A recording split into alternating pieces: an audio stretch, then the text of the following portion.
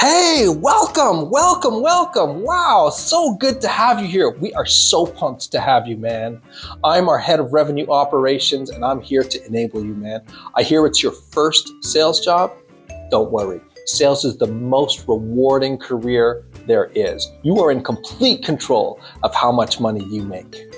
Wow, thanks, man. I can't wait to get started. Now, there's going to be a lot to learn. It should take you about 6 months to ramp up.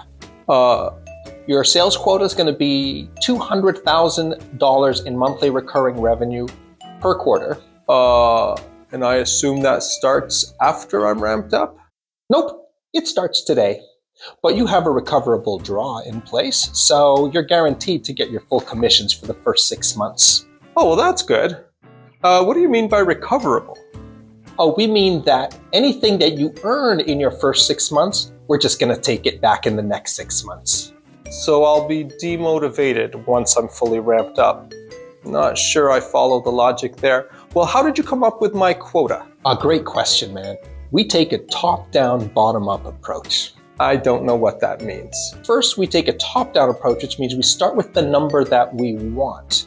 And then we do a bottom-up approach, which means we want to make sure that the math makes sense. And then we just keep adjusting, tweaking the math until the bottom-up matches the top-down because, well, that's the one we want. So it's just the top-down approach. Yes, but telling reps that we took a top-down, bottom-up approach makes us sound really considerate. Huh.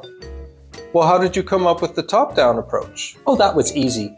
See, we took the company target that we submitted to the board, we added 10% to that, and then we added another 10% to it, and then we just divided by the number of sales reps, and there's your rep quota. Wait, what? Why did you add the second 10%?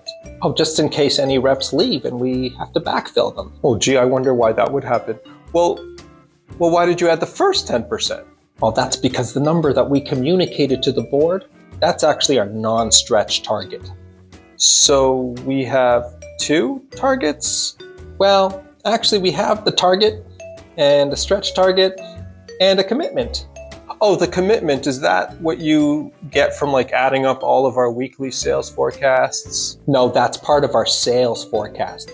Our commitment is something else. So what do you do with the sales forecast that we put so much effort into every week? Well, that feeds into our executive forecast. Executive forecast?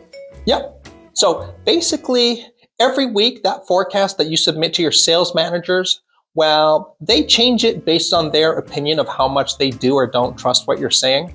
And then they submit that to the VP of sales. And then the VP of sales compiles all the forecasts from the managers, takes a look at it and says, I don't believe that either. I'm going to go with this number instead. He or she makes up their own number, and then they submit that. And then we take that and we triangulate it against two other forecasts, the finance modeled forecast and the predictive AI-based forecast that was generated from CRM data. That's pretty poor quality anyways, but that's what we've got to work with. So we trust the AI model and we triangulate those. And after comparing all of them, we go with the finance forecast. So the executive forecast is really just a finance forecast. Yes, but calling it a triangulated approach makes our VP of sales feel heard. Doesn't that just create a lot of administrative work that we as salespeople could otherwise use, I don't know, selling? Oh, we can't do away with the sales forecast. Oh my, that would be irresponsible. I mean, we've got to keep our reps accountable. But you're just going to submit the finance forecast anyways. Well, until we submit our mid-quarter reforecast, of course. Okay, so back to my original question. How did you come up with my quota? Well, if I must be specific, we take our top-down non-stretch board-facing number and we model it through based on a whole bunch of assumptions, things like product releases, increase in marketing leads, things like that. And based on that, we factor all those numbers together and poof, out comes your sales quota. But I heard we never release products on time. Well, that's right, but we still factored in a bunch of increase in the marketing leads. But I heard that marketing's budget is decreasing. Well, that's also true, but we did factor in And we modeled in fact, an increase in the marketing efficiency. Ultimately, we still have to hit our sales targets. And when you say we, you really mean sales, yes. So I just need you to sign this sales compensation plan document. But I already signed my employment agreement. True, but you still have to sign the sales compensation plan document every year. Oh, and anytime we decide to adjust it mid-year. Well, what if I don't sign it?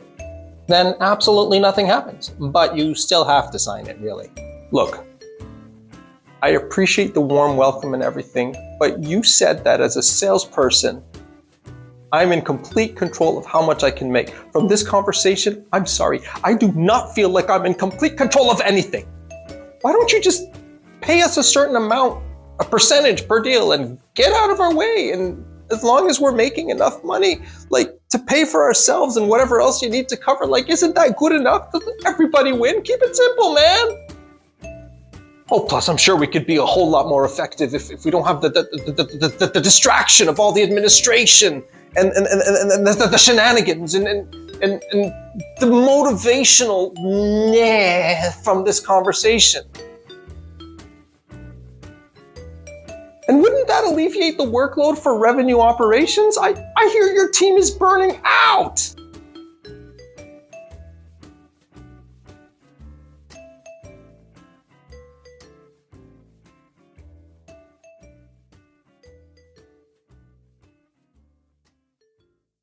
Hey man, you good?